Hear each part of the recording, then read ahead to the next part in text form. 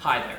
I am incredibly popular YouTuber and extremely accomplished social scientist Gus Johnson, here today to tell you about an issue that bothers me greatly.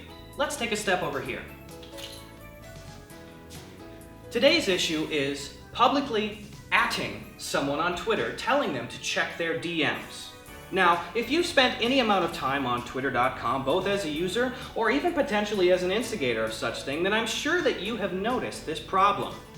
I have spent the last few months working with a team of crack social scientists, spending copious amounts of my own time, money, and resources to determine mathematically when it is okay to publicly @ someone on Twitter telling them to check their DMs. Let's take a look at the data.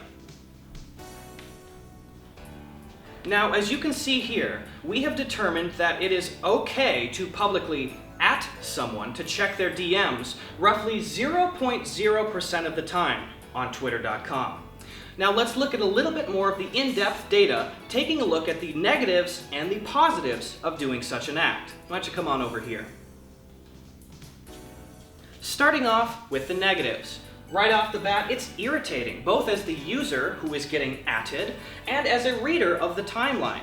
Second of all, it is misleading, for when you publicly @ another creator telling them to check their DMs, many people will get the wrong idea. Some users might think that you are working on a possible collaboration and come to expect that from each of you.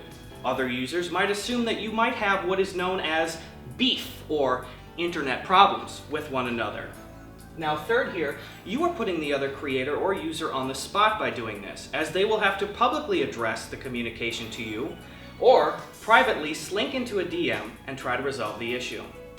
Finally, it makes you, the @er, not the @ed, look pretty goddamn pathetic when you actually @ someone on Twitter, instead of just dealing with it like an adult and messaging them privately or understanding that they might have good reason for not wanting to contact you back.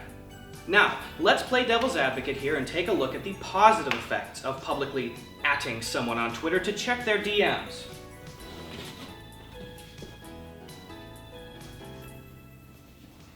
As you can see here from the data, apparently it is never a good idea to publicly @ someone on Twitter to check their DMs. Thank you so much for listening to this. I hope that you choose to conduct yourself in an appropriate manner online, and thank you for paying attention to my scientific research.